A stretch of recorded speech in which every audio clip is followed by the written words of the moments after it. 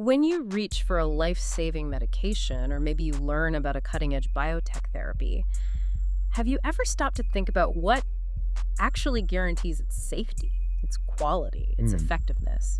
It's kind of astonishing the sheer level of trust we place in these products, isn't it? it really is. And that trust, it's anything but accidental. It's built on this colossal edifice of vigilance, you could say. A rigorous foundation of standards, regulations, and incredibly meticulous processes, Right. all designed to make sure that from the very first raw ingredient in a lab to the final product ending up in your hand, every single step meets these exacting, uncompromising criteria. So today we're taking a deep dive into exactly that world, the intricate landscape of quality and compliance within the pharmaceutical and biotech industries. Mhm. We'll be uncovering the crucial concepts, the incredibly complex systems, and the vital roles that ensure everything from the tiniest molecule to the finished product is absolutely trustworthy. Think of it as the bedrock principles. Exactly. Think of this as your essential guide to understanding the bedrock principles that literally keep us safe. And for this deep dive, we've actually pulled insights from, a stack of resources.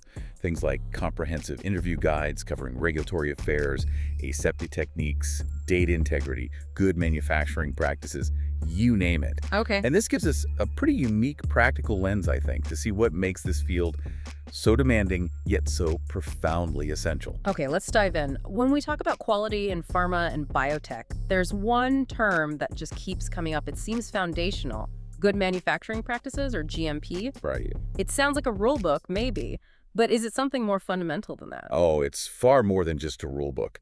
GMP is essentially a comprehensive system.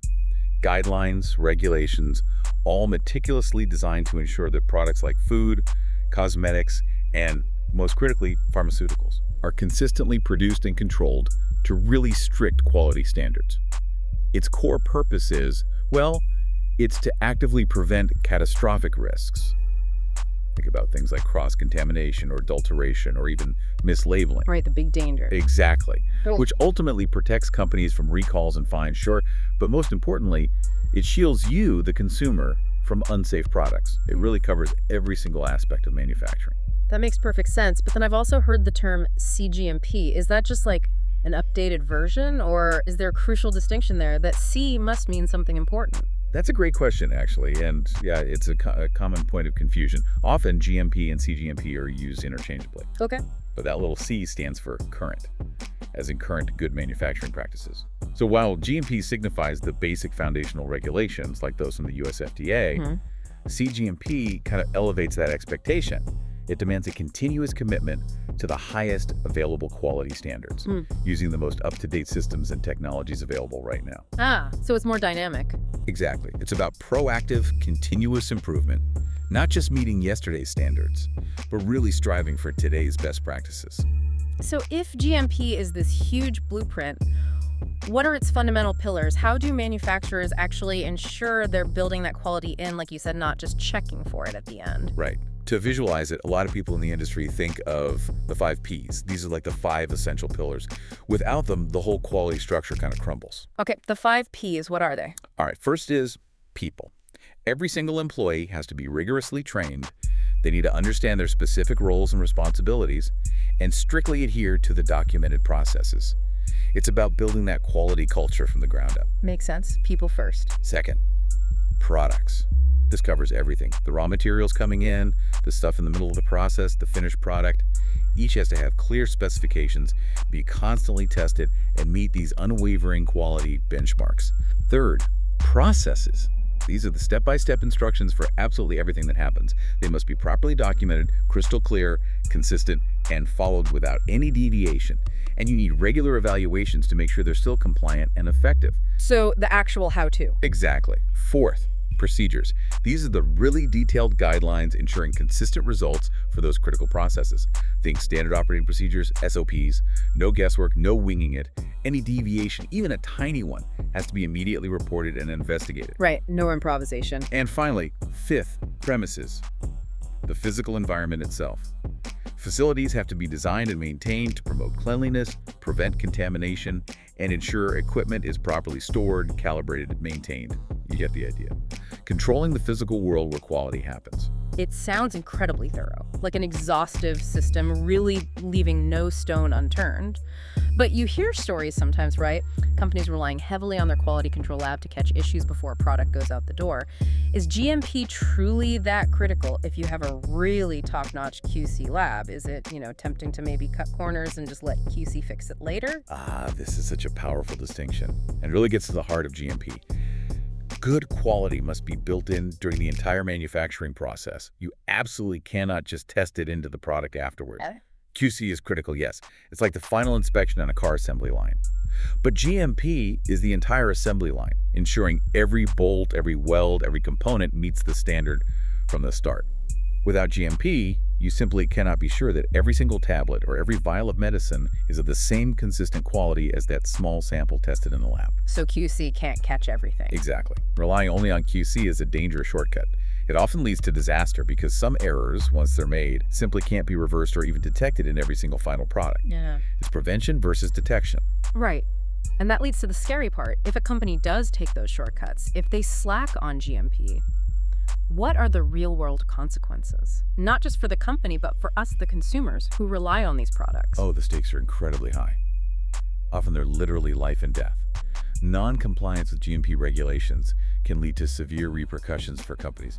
We're talking devastating product recalls, Yeah. crippling regulatory sanctions, significant legal actions, and just irreparable damage to a company's reputation and the trust customers place in them.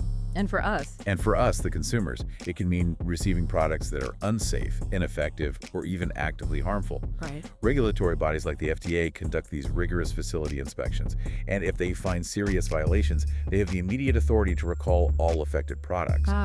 Imagine the fatal consequences of poor hygiene leading to contamination, or inadequate temperature control ruining a sensitive biologic, or unknown cross-contamination in a critical medicine.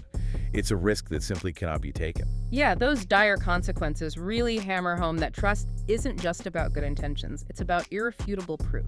And in this industry, that proof, it lives and breathes in the data, doesn't it? Absolutely. So let's zoom in on that. Documentation and data integrity. It sounds straightforward, maybe, but I suspect it's incredibly complex. It is. Documentation is, well, it's the lifeblood of this industry. It provides the indisputable evidence that you follow GMP. It ensures complete traceability for every single product ever made. It facilitates rigorous investigations when issues inevitably arise. It helps identify areas for continuous improvement, and it ensures proper record keeping and knowledge transfer, sometimes for decades. And right at the heart of all this is data integrity, or DI. DI, okay. This means the absolute assurance that your data records are accurate, complete, and maintained within their original context. That includes their relationship to other records. It has to be trustworthy. And there's a neat acronym for what makes data truly trustworthy, isn't there? Something everyone in the field seems to know. Indeed. You'll constantly hear about LLCOA Plus in quality and compliance circles. It defines the key attributes of reliable data. It's kind of the mantra. Okay, break down LLCOA plus for us. Sure. A is for attributable. Who did what and precisely when. L is legible. Can actually read and understand it. C is contemporaneous. Was it recorded right when the work happened, not hours or days later? True song. O is original. Is it the very first recording or a verified true copy? And A is accurate. Is it error-free? Does it truthfully represent what happened? Okay, LLCOA and the plus. Right, the plus adds a few more critical dimensions. Complete is all the relevant data included, nothing missing. Consistent. Does the sequence of events make logical sense? No weird gaps. Enduring. Will the record last for the required retention period, which could be years, even decades? Wow. And available. Can you actually access it when needed throughout its entire life cycle? Those sound like bedrock principles. But thinking about today's world, with AI, massive data sets, data points generated every millisecond, how do you even ensure all of that stays attributable, contemporaneous, original? That seems like a huge challenge. And what happens if something isn't quite right with the data? That's where the real challenge of ALCOA Plus comes in, you're right. Take a simple temperature reading, 25 degrees Celsius. Yeah. The raw data is that original entry, maybe from a sensor log or a handwritten sheet. Okay. But the metadata isn't just the number.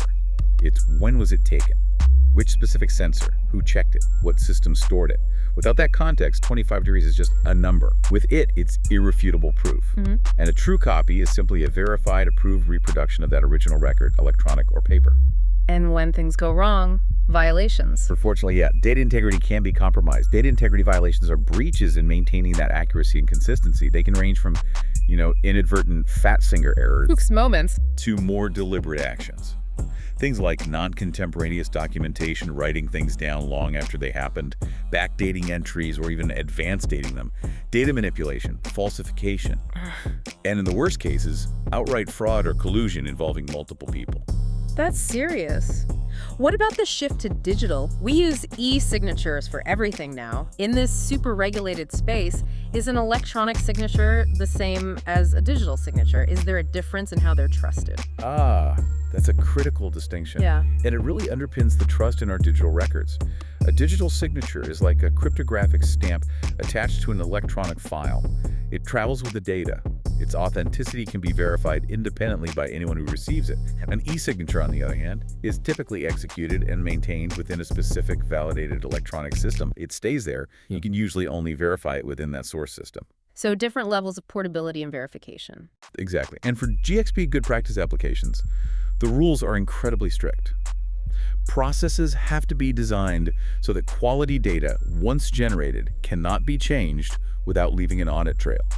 And yes, FDA investigators absolutely have the right to look at all your electronic records during an inspection. No hiding place. Pretty much. The bottom line is trust. Electronic records have to be just as unimpeachable, sometimes even more so, than a signature in a physical logbook. Okay, so we've got meticulous processes, super trustworthy data. How do companies actually prove that their systems, their equipment, actually work reliably and consistently over time? How do they validate this stuff? This brings us squarely to validation and qualification. They are absolute cornerstones of compliance. Think of it like testing a complex new machine, maybe a new car model. Qualification is about making sure the car itself is properly designed, built, and operates correctly. You do a design qualification, DQ. Does the design meet their requirements? Then installation qualification, IQ, is it built and installed correctly? Then operational qualification, OQ. Does it drive as expected across its operating range, engine speeds, temperatures, etc.?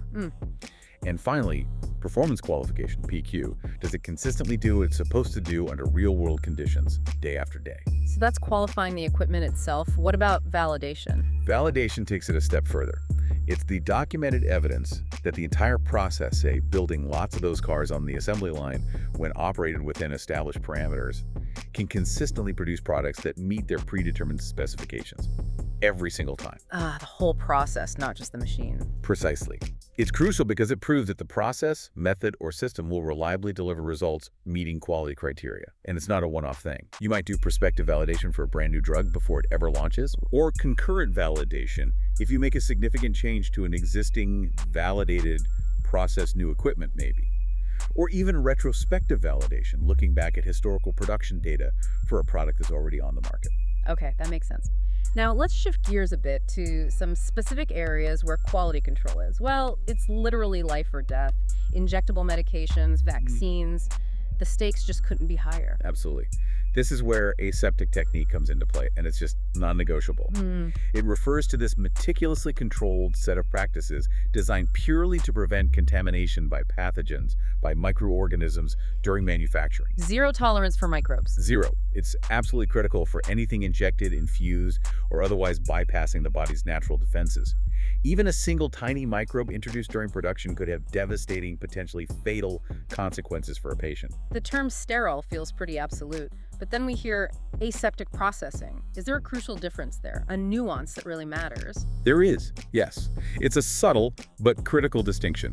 While both aim for products completely free of viable microorganisms, they achieve it differently. Aseptic processing involves assembling components that have already been sterilized individually. Okay, pre-sterilized parts. Right, and you assemble them within an ultra-clean, sterile environment. The process ensures they stay sterile. Think of it like performing surgery. You use pre-sterilized instruments in a sterile operating room. Got it. And sterile processing. Sterile processing, on the other hand, often involves terminal sterilization. That means sterilizing the final product after it's been filled and sealed in its container. For example, you might fit vials, seal them, and then sterilize the whole batch, maybe using heat or radiation. Ah, okay. Sterilize at the end versus keep sterile throughout. You got it. Different approaches for different products and situations. So how on earth do you create and maintain such a hyper-clean, sterile environment? What are the tools, the rules, the sheer discipline involved? It's an incredibly controlled ballet of procedures and technology. It starts with clean rooms. These are specially designed environments where particle levels, dust, microbes, everything are severely restricted. We classify them using grades, from the most critical zones, grade A, where even opening a door carefully is a procedure. Wow. Down to less critical support areas like grade C or D, where cleanliness is still vital, but the controls might be slightly less intense. And inside these rooms? Inside, you have critical equipment like laminar airflow hoods. These provide a steady, unidirectional stream of ultrafilter air flowing over the product handling area. And the key is HEPA filters high-efficiency particulate air filters. Right. They're absolutely essential. They remove 99.97% of particles that are 0.3 microns or larger, basically ensuring pristine, clean air is constantly washing over the critical zones. Well, what about the people? Aren't humans the biggest source of contamination? You hit the nail on the head. Humans are a major source. That's why personnel practices are so incredibly strict. Gowning isn't just putting on a lab coat. It's a rigorous multi-step process. Sterile gloves, masks, goggles, full-body coveralls, booties, all put on in a precise sequence in controlled changing rooms. Like astronauts preparing. Almost. And proper hand sanitization, often using 70% isopropyl alcohol, read thoroughly for at least 30 seconds, is absolutely paramount. Plus, movement is slow and deliberate to avoid stirring up particles. And you have to constantly check it's working. Constantly. Monitoring and validation never stop. These areas are continuously checked for microbial contamination using things like settle plates left out to catch airborne microbes, air samplers actively pulling in air, contact plates pressed against surfaces, even finger dab tests on operators' gloved hands after they finish working. Finger dabs, really? Oh yes. And a key validation tool is the media fill test. This is where you simulate the entire aseptic manufacturing process, but instead of the actual drug, you use a sterile nutrient broth like a soup for microbes. Ah, so if anything gets contaminated... It'll grow in the broth, proving there was a breach in the process. It's a crucial test of the whole system's integrity, including the operators. Okay, but what if, despite all these extraordinary measures, something still goes wrong? Someone sees something, a glove tears. What's the immediate protocol in that critical environment? If any breach in aseptic conditions is observed during production, the protocol is immediate and absolute. Stop. Report instantly. Quarantine the affected batch. Document everything about the deviation, and then launch a rigorous investigation following the SOPs. No hesitation. Makes sense. It has to be immediate. And this really highlights why operator qualification is so critical in aseptic processing. It involves extensive training, proving you can gown correctly without contaminating yourself or the gown, participating successfully in those media fill tests, and periodic requalification. It's all about ensuring the human element maintains the absolute lowest possible contamination risk. Okay, so the product is made under these incredibly stringent conditions, the data is solid, the environment was pristine, but it still needs to get approved for market, right? Navigating that maze of global rules and regulations, that sounds like a job in itself. It absolutely is. This is where regulatory affairs, or RA, professionals come in. They act as that critical bridge, you can almost say translator, between the company developing the product and all the different regulatory authorities around the world, the FDA in the US, EMA in Europe, India's CDSCO, and many others. The interpreters. Exactly. Their fundamental role is to ensure that the entire drug development and approval process runs smoothly, ethically, and meticulously, follows every single guideline everywhere the company wants to sell the product. And what are they actually submitting to get these approvals? Is it just filling out a form, or is it bigger than that? Oh, much, much bigger. They compile what's known as a dossier. It's an enormous, incredibly detailed package containing all the data, technical, manufacturing, quality, non-clinical animal studies, and clinical human studies for a drug. Wow, everything. Everything. And it has to be formatted according to strict international guidelines, like the CTD, the Common Technical Document, which standardizes the structure. It has different modules covering administrative info, quality details, non-clinical study reports, clinical study reports. It's massive. And I've heard of NDAs and ANDAs. What's the difference there in regulatory terms? Good question. That's a key distinction. An NDA, or new drug application, is submitted for a completely new drug, one that's never been marketed before. It It has to contain all the data to prove its safety and efficacy from scratch. Okay, brand new stuff. Right. An NDA, or abbreviated New Drug Application, is used for generic drugs. Since the original drug has already been proven safe and effective, the NDA mainly needs to demonstrate that the generic version is bioequivalent, basically, that it acts the same way in the body as the original already approved brand name drug. It's an abbreviated path because you don't need to repeat all the extensive clinical trials. Got it. So RA gets the drug approved, but their job doesn't stop there, does it? It sounds like it's ongoing. Absolutely not. Their role is continuous, right through the product's entire life cycle. A huge aspect is pharmacovigilance. That means ensuring any adverse events, any side effects reported once the drug is on the market, are meticulously tracked, investigated, and reported to authorities. Keeping an eye on safety after launch. Constantly. This is crucial for maintaining the drug's safety profile. RA professionals are also always monitoring global regulatory databases. Regulations change all the time. They have to assess the impact of new rules, sometimes mid-project, and work with all the different teams, manufacturing, clinical, etc., to revise submissions as needed. It really highlights how dynamic the field is. You have to stay current with requirements from the FDA, EMA, and regulatory bodies worldwide. Okay, so we have all these intricate systems, checks, approvals, but you need something overarching to manage it all, right? And to deal with problems proactively when they pop up. That sounds like where quality management systems and things like KPI come in. Precisely. A quality management system, or QMS, is that formalized living system. It meticulously documents an organization's processes, procedures, and responsibilities for achieving its quality policies and objectives. Think of it as the central nervous system, Okay. coordinating and directing all the activities to meet both customer needs and regulatory requirements, while also driving continuous improvement in efficiency and effectiveness.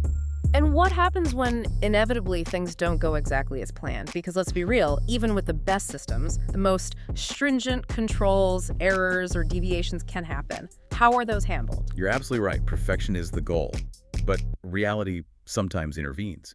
When a deviation occurs in manufacturing, meaning something went outside the established approved parameters, it's handled very meticulously. First, document everything about it immediately. Step 1, document. Then, conduct a thorough investigation to find the root cause. Not just what happened, but why it happened. Was it equipment failure? Human error? A flaw in the procedure? You have to dig deep. Get to the why. Exactly. And that leads to implementing KPA corrective and preventive actions. KP is essential for systematically dealing with those root causes. The corrective action fixes the immediate problem that occurred. The preventive action puts measures in place to stop it, or similar issues, from ever happening again. Fix it now, prevent it later. You got it. Yeah. And the entire process, from the moment the deviation is spotted, right through the investigation and the KPA and implementation and verification, it's all rigorously documented for review, for audits, for compliance.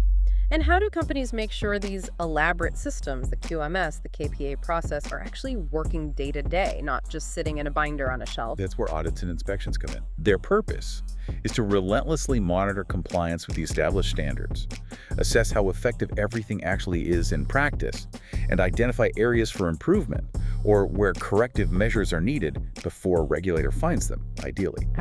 Quality audits specifically assess the health of the QMS itself. So internal checks, mostly.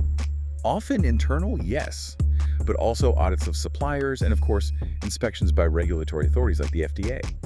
Companies prepare by making sure their documentation, their staff training, their processes are always in an audit-ready state. Because sometimes you get surprise audits or inspections. Regulators can walk in unannounced to get a more accurate snapshot of what's really happening on the ground day to day and to identify potential issues before they escalate. Keeps everyone on their toes. Definitely. Ultimately, though, for all these incredibly complex systems to function, the clean rooms, the data systems, the regulatory submissions, the audits, they all rely on people, don't they? What's the role of the individual in all this, beyond just following the rules? Yeah. And what qualities are really valued? The human element is absolutely critical. It's truly the beating heart of quality. Yes, all employees are expected to strictly adhere to the manufacturing processes and regulations. But current GMP training is paramount, and it's not just about ticking a box. Right. It's about fostering an ingrained culture of quality and safety, understanding why the rules exist. This training covers everything from meticulous record-keeping and sanitation practices to proper equipment handling, labeling accuracy, and strict adherence to those SOPs we talked about. So technical skills are key. They are. But beyond the technical skills, companies in GMP environments highly value qualities like integrity, honesty, meticulous attention to detail, and reliability. You can expect interviewers to ask behavioral questions. Tell me about a time you handled a difficult technical issue, or when you had to advocate for quality even if it wasn't popular, or how you ensure accuracy in your work. Probing that integrity piece. Exactly, because qualified operators, especially in critical areas like aseptic processing, are absolutely key to ensuring low contamination risk. No system, no matter how automated or robust, can fully compensate for a lack of human diligence, focus, and integrity. That's a powerful point. So we've really journeyed through this intricate landscape today, starting with GMP as that indispensable foundation, exploring the critical role of data integrity, the almost microscopic precision needed for aseptic techniques, navigating the complexities of regulatory affairs, A lot. and then wrapping up with the continuous vigilance of quality management systems, QPA, and those ongoing audits. And it all comes back, as you said, to well-trained, ethical, dedicated individuals. And this deep dive, we really hope, is giving you, the listener, a far more comprehensive understanding of everything that goes into making sure your medications and biotech products are not only effective, but also incredibly safe. It's a testament not just to amazing, groundbreaking science, but also to meticulous process design, unwavering compliance, and frankly, a profound human dedication to public health. It really is. So as you reflect on this rigorous world of quality and compliance we've explored, here's a final thought to consider. In an industry built entirely on trust and precision, which single aspect, maybe the unwavering commitment to data integrity, or the microscopic exactitude of aseptic technique, or perhaps the constant vigilance of regulatory oversight, which one do you believe carries the most weight in ensuring global patient safety? And maybe more importantly, why is its continuous evolution absolutely non-negotiable?